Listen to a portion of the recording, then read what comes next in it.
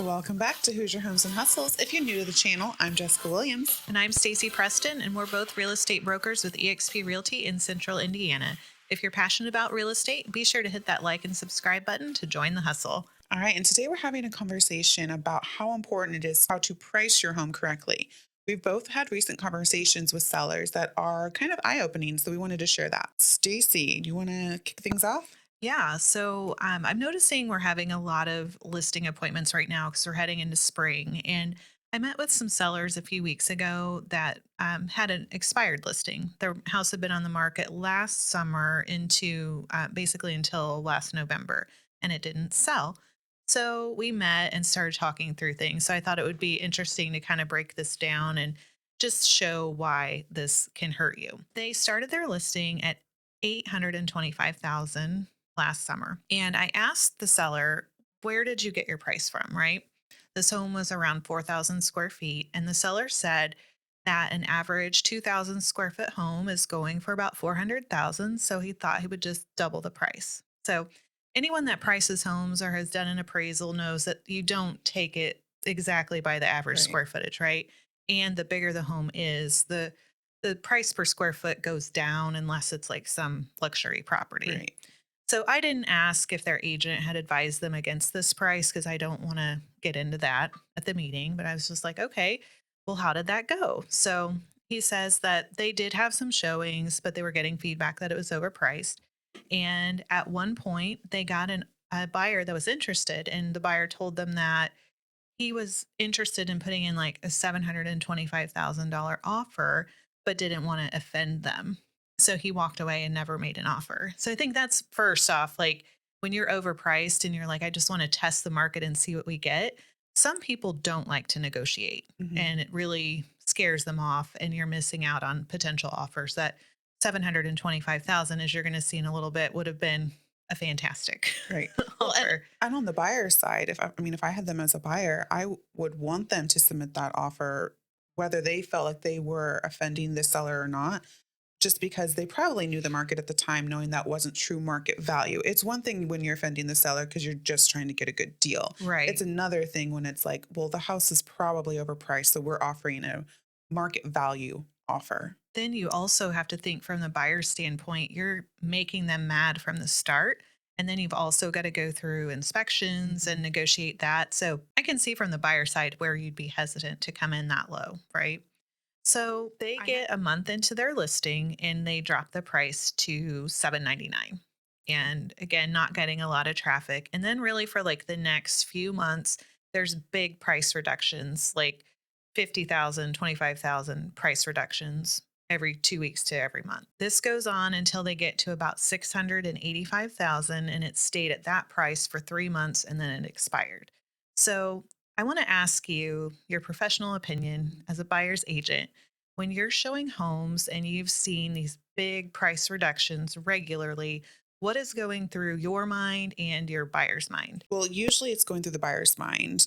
Two things that I've found. One is perception that something's probably wrong with the house, not which is not good for the seller. Right. Or two, it's because maybe they think that they're desperate and then they are going to get some maybe lowball offers, maybe even lower than market value was. Yeah. Again, not good for the seller. But to your point earlier about the buyers, like maybe not wanting to put in an offer at all because they don't want to offend or whatever the reason might be. They're like, no, this is just too high. I'm not even going to try. That's also not good for the seller because now they're not even putting in that offer. Yeah.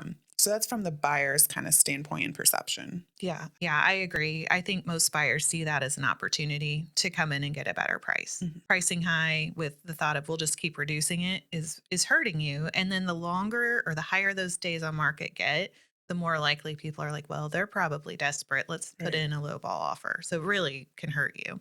Sitting back down with these sellers and they tell me about the price history, and I'm looking at it here because I mean we can see it. Buyers can see this on Zillow. It's not a secret. So I asked, I said, well, during this listing period, did you receive any offers? I know you said you had the one verbal at 725. Did you receive others? And they received three. They had three They had offers. three offers. And I was like, wow, why didn't you accept them? Well, we thought they were too low. And I was like, well, what were the prices? And the prices were in the low to mid 600s. As an agent, I typically will advise my sellers that usually your first offer is going to be your best offer, right? If you pass on that, you don't know that the next one's going to be any better, Mhm. especially as that days on market continues to increase. Yep. So, what happened to these sellers? So, they have put the house back on the market at 650. And right now we don't know what's happening. Hopefully they live happily ever after and they get a good offer, but I'm just sitting here thinking this could have been done months ago. They had that verbal for 725. Yeah. Yeah. And then again, offers, actual offers in the mid sixes, that's pretty close to 650. Right. Especially when you So factor in their holding costs on everything. right. You've lost out on time. Again, this history is still out there. So even though it's relisted and the days on market has started over, I don't know about you, but buyers are savvy. They Yeah. They know can how to see. get into Zillow and look and see, oh, they were asking this last year. They reduced the price 10 times. They can see that. So anyways, I just thought that was an interesting story of how pricing high can really hurt you and you may miss out on great offers that come in and you're at this unrealistic price. People are not overpaying for real estate right now. No, they're They're not. I not. think buyers are definitely more focused on price and presentation more than anything else. So, and with all the new listings, like you'd mentioned, they're going to have their options on homes. So, sellers need to be extra cautious on making sure their homes are ready to sell and at the right price. Well, and I that's another great point is when this home was listed in the 800s, the square footage may have supported that price if it was updated. It was not. So buyers are not going to go spend 800,000 on a house and then put in another 200,000 to get it up to today's look. So Right. With the cost of yeah, materials and labor these days. Yeah.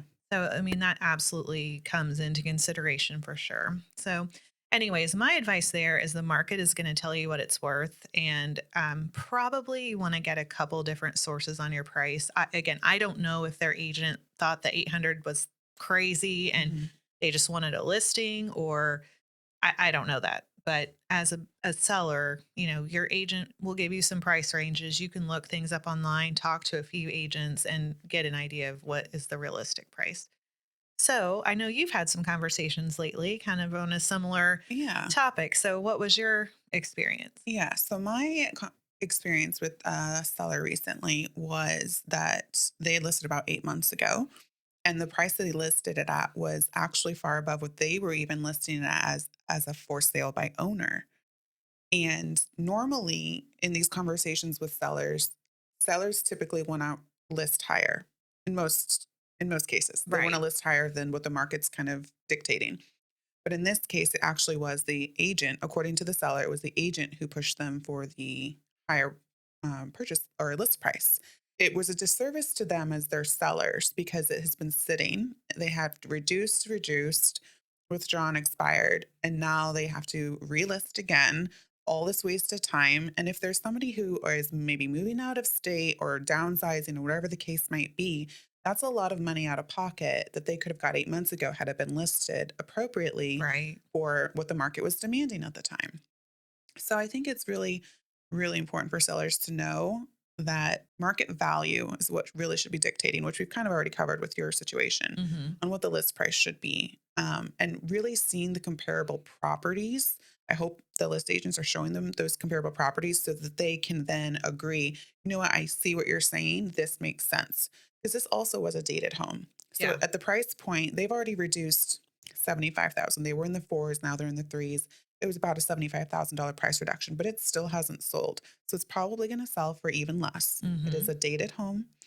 And again, with the cost of materials and labor, a buyer at that price point, I think it goes back to another previous episode we've done on new construction, Right. They're going to is go they buy can go buy new. new Yep. construction, get the interest rate bought down, or maybe even other incentives. And now everything is new and they don't even have to deal with the headache of renovations and they can just move right in.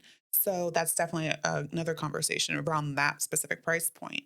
So yeah, it's been an interesting time with sellers because I think maybe on your situation is more on that COVID mindset. Yeah. And in mine, they actually didn't want to list that high, but they took that agent's advice. So it does depend on who you work with. Right. Yeah. So I mean, it's I do think the COVID mindset is still there. Of like, there was a time not that long ago where you would list something and get 10 offers in a day.